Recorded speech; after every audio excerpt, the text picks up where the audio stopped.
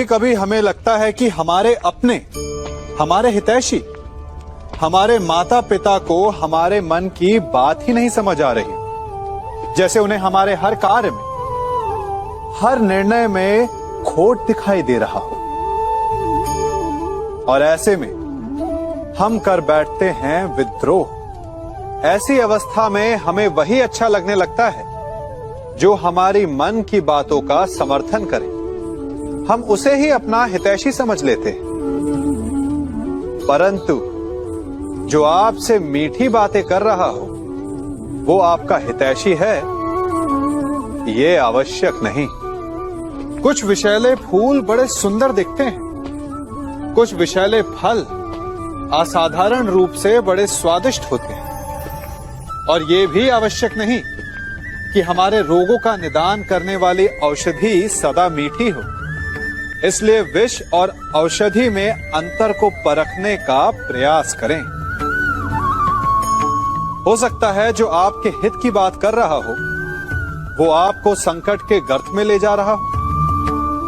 बात बात पर आवेश में ना आए। हो सकता है कि आपके माता पिता की कड़वी बातों में आपका ही हित छिपा हो। और माता पिता को भी प्रयास करना चाहिए कि यदि उनकी संतान अनुचित निर्णय ले रही है तो उसके अनुचित होने का भान प्रेम से करवाएं, दबाव और शासन से नहीं। क्योंकि कभी कभी कटु शब्द और कटु वचन अनुचित निर्णय को और पक्का कर देता है। जीवन में सभी केवल सफल होना चाहते हैं, केवल विजय चाहते हैं। कोई भी पराजित नहीं होना चाहता, कोई भी असफल नहीं होना चाहता, कोई भी नहीं चाहता कि उसके प्रयास व्यर्थ जाएं। यदि एक दृष्टिकोण से देखा जाए तो ये उचित भी है, परंतु असफलता में भी एक अच्छी बात छिपी होती है। कैसे? मैं बताता हूं। सफलता आपका परिचय संसार को देती है। विजय के पश्चात संसार आपको जानने लगता है। और असफलता आपका परिचय संसार से करवाती है। पराजय के पश्चात आप अपने जीवन को जानने लगते हैं। इसलिए सफलता और असफलता से घबराए नहीं। यदि आपकी सोच सकारात्मक रहेगी तो यही असफलता, यही पराजय आपको और अधिक शक्तिशाली बनाकर प्रस्तुत करेगी और जीवन में विजयी बनाएगी। से ये सृष्टि बनी है।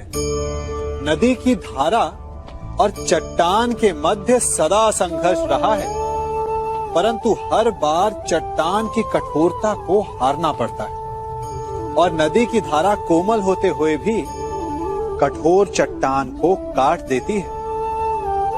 कभी सोचा है क्यों?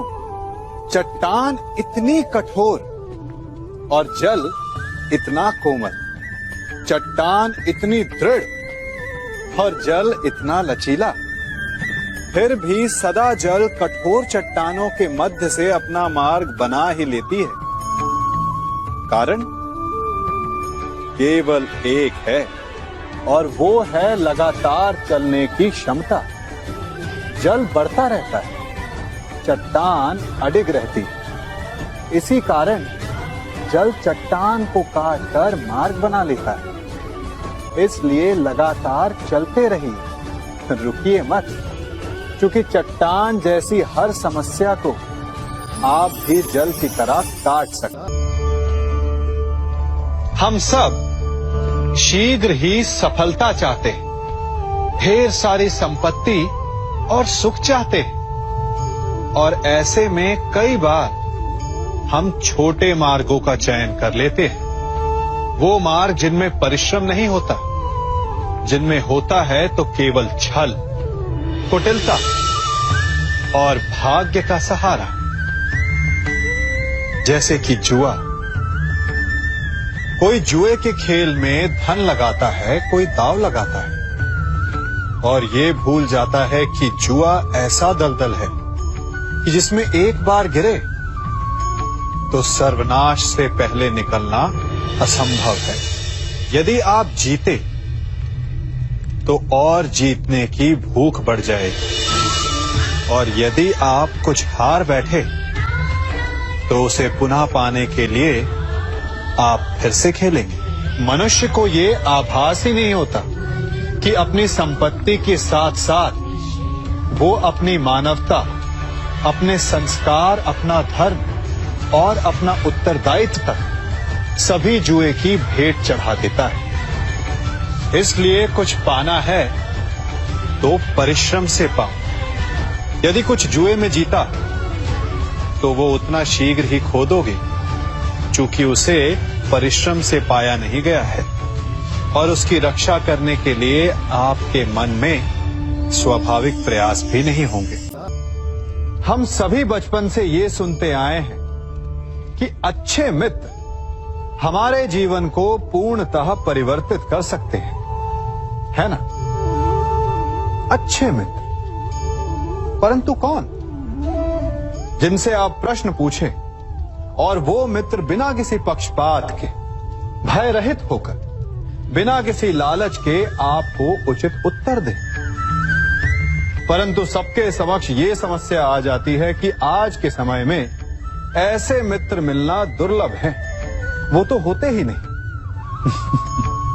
परंतु मैं आपको एक बात बताता हूं, हम सब के पास एक ऐसा मित्र होता है, बस हम उसे पहचान ही नहीं पाते। वो है दर्पण। दर्पण के समक्ष खड़े होकर आप स्वयं से पूछिए कि यदि आज आपका अंतिम दिन होता तो क्या आप वही करते जो आप कर रहे थे? आपको उत्तर मिले या ना मिले, परंतु आपकी दिशा अवश्य बदलेगी। इसलिए आपसे अतिरिक्त आपका सबसे घनिष्ठ मित्र, सबसे अच्छा मित्र और कोई नहीं। मनुष्य भी बड़ा विचित्र प्राणी है। अपनों से नीचे के स्तर के लोगों को वो हे दृष्टि से देखता है, उनका उपहास उड़ाता है, उनसे बार बार कहता है कि तुम्हारा कुछ नहीं हो सकता, तुम भविष्य में कुछ नहीं कर पाओगे। जब मनुष्य के पास धन, संपत्ति, मान होता है तो वो दूसरों का आदर नहीं करता, परंतु वो एक बात भूल जाता है कि उससे भी अधिक शक्तिशाली कोई अस्तित्व में है, और वो है समय। काल। काल अपना चक्र कब बदलेगा ये कोई नहीं जानता। समय अपनी करवट कब लेगा ये कोई नहीं जानता। कोयला भी समय के साथ साथ हीरे में परिवर्तित हो जाता है। इसलिए जीवन में कभी भी किसी का भी उपहास नहीं उड़ाना चाहिए। कभी कभी आप सबके जीवन में एक ऐसी विचित्र समस्या अवश्य आती है कि शक्तिशाली के समक्ष मौन हो जाए।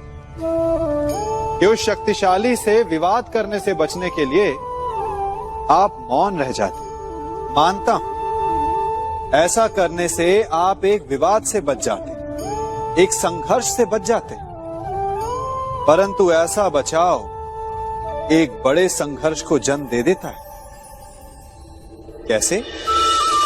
हमारा मौन रहना अनजाने में उसका समर्थन बन जाता है, और वो स्वयं को अधिक शक्तिशाली अनुभव करता है, और यहां से हमारा दमन प्रारंभ हो जाता है। एक के बाद एक हम अन्याय में अनचाहे रूप से सम्मिलित होते चले जाते हैं। तो इसका तोड़ क्या है? ये समझने के लिए ये जानना आवश्यक है कि ऐसी कौन सी बात है जो आपको विरोध करने से रोकती है। ये सामने वाले की शक्ति नहीं जो आपको रोकती है, ये आपके भीतर छिपा भय है जो आपको रोकता है। हाँ, कभी कभी भय आपकी सुरक्षा अवश्य कर सकता है, परंतु साथ साथ ये भी जानना आवश्यक है कि ये भय ही है जो आपको मौन भी रखता है। इसलिए अपने मन से भय को निकालिए और खुलकर अनीति का, अन्याय का विरोध कीजिए और फिर देखिएगा आपका मन कितना मुक्त, कितना हल्का अनुभव करेगा।